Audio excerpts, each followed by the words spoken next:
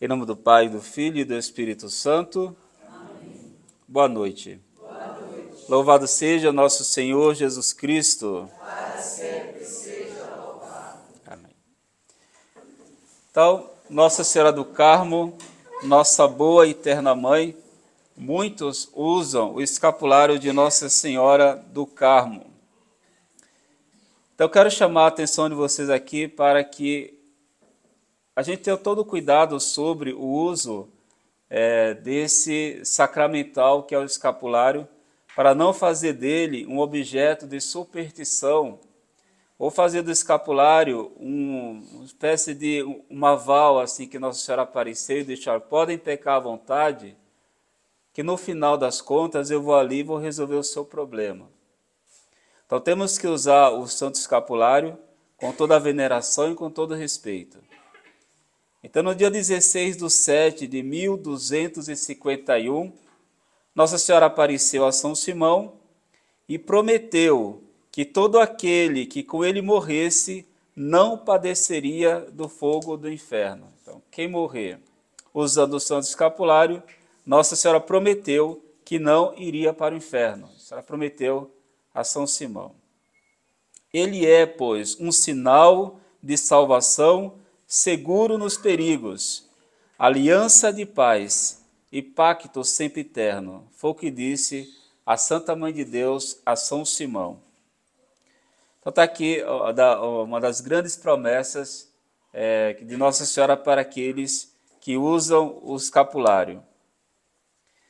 Depois Nossa Senhora aparece para o Papa João XXII, se eu não estiver equivocado, e aí vem o privilégio sabatino, onde ela diz o seguinte: os que trouxessem o escapulário do Carmo livraria do purgatório no primeiro sábado após a sua morte. Então, além de garantir a salvação, não ia para o fogo eterno, caso o fiel vá para o purgatório, no sábado seguinte ela vai livrar essa alma do purgatório. Então, se morrer na quinta, se entende que se for o purgatório, no sábado, a própria Virgem vai livrar o fiel do purgatório. Que aqui é o conhecido o privilégio sabatino.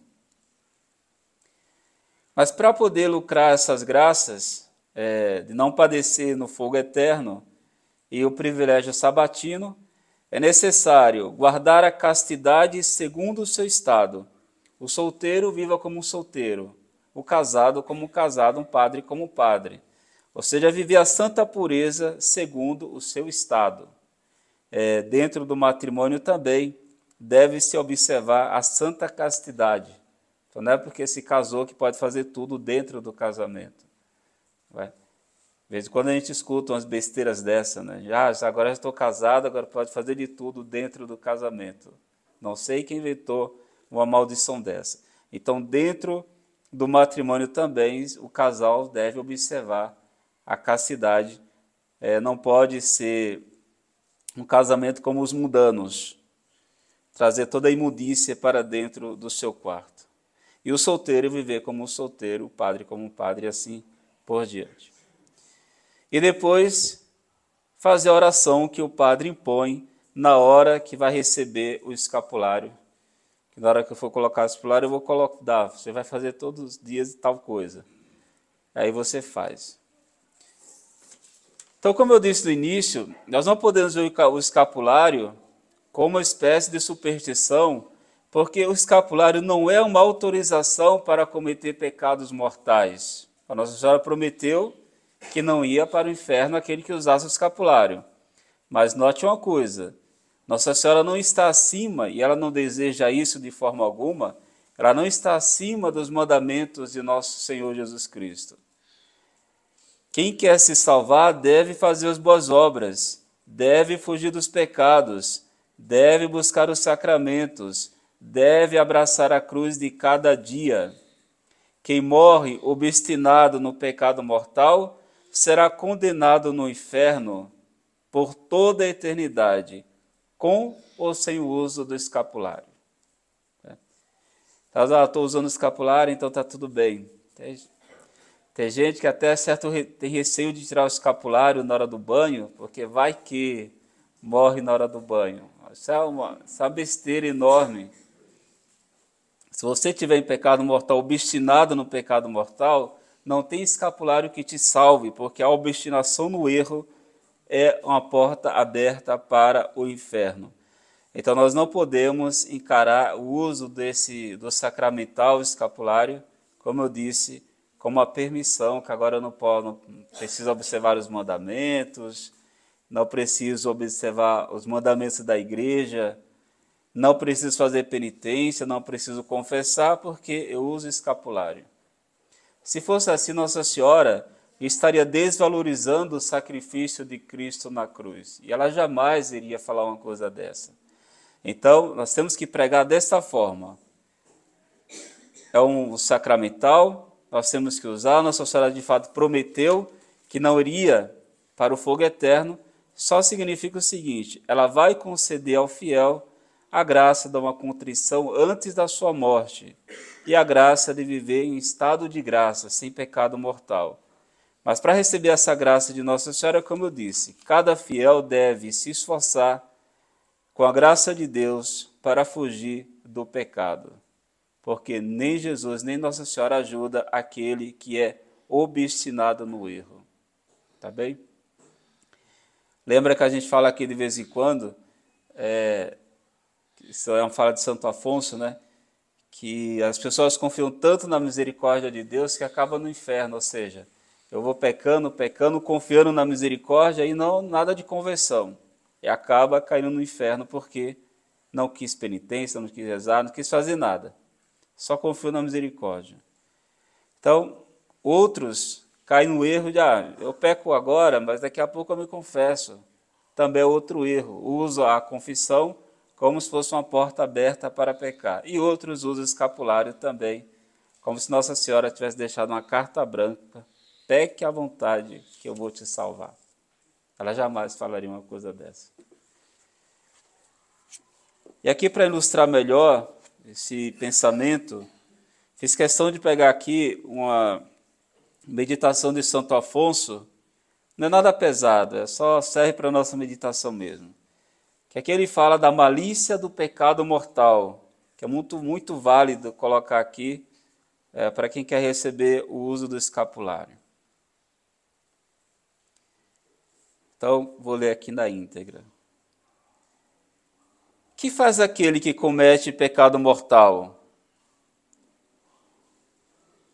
É uma ofensa grave a Deus. Segundo Santo Tomás, a malícia de uma injúria mede-se pela pessoa que a recebe e pela que a faz. A injúria feita a um trabalhador é o mal, feita a um nobre é o mal maior, feito a um rei, um mal maior ainda. Quem é Deus? É o Rei dos Reis, o Senhor dos Senhores. Deus é majestade infinita. Perante ele são menos que um grão de areia todos os príncipes da terra, todos os santos e todos os anjos do céu. O profeta ainda acrescenta que, diante da grandeza de Deus, todas as criaturas são de tal modo pequenas que é como se não existissem. O que é o homem? Responde São Bernardo. O homem é um vil montículo de corrupção, pasto dos vermes, que em breve o hão de devorar. O homem, continuou o santo doutor, é um verme miserável que nada pode, um pobre nu que nada tem. E a este verme miserável que se atreve a injuriar a Deus. É esse vilíssimo grão de pó que não hesita de excitar a cólera terrível da majestade divina. Tem, pois, razão o doutor Angélico em dizer que o pecado do homem contém de algum modo malícia infinita. Santo Agostinho chama o pecado de um modo absoluto, um mal infinito, donde se segue que todos os homens e todos os anjos não poderiam satisfazer um só pecado, ainda que a morte e o aniquilamento se oferecessem. Deus castiga o pecado mortal com o grande suplício do inferno. Mas qualquer que seja o castigo, todos os teólogos são unânimes em dizer que fica abaixo do que o pecado merece. E que pena poderia jamais castigar como merece um verme que se levanta contra o seu Senhor? Sendo tão grande e horrorosa a malícia de um pecado mortal, como é que ele é cometido tão frequentemente até por cristãos? Isso é devido, responde São Leonardo de Porto Maurício, a uma arte hábil do demônio que nos mostra o pecado só pela metade, o que quer dizer que nos deixa ver o encanto e deleite que nos traz o pecado e não a malícia e monstruosidade que ele encerra. Se todos soubessem o que é o pecado mortal, ao menos tu, meu irmão, a quem Deus concedeu a graça de meditar hoje, na sua infinita misericórdia, a feiura do pecado, fica sempre longe, afastado dele.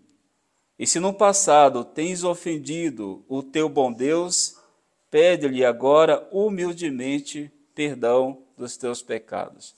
Está aqui, fiz questão de trazer esse ponto de Santo Afonso, para que todo mundo lembre que, apesar de usar o Santo Escapulário, temos que pedir sim a Nossa Senhora a graça de fugir do pecado mortal, abraçar a nossa cruz e não ofender a Deus. E aí sim, ela, como uma boa e eterna mãe, vai cuidando da nossa alma e vai trabalhar, melhor, vai conseguir essa graça de não morrermos em pecado mortal para irmos para o céu, contemplar a face de Deus, dos anjos e dos santos. E se tivermos essa graça, no primeiro sábado seguinte à nossa morte, a nossa boa mãe vai nos tirar do purgatório. É essa a promessa, mas só vale para aqueles que trabalharam para a salvação. Salve Maria.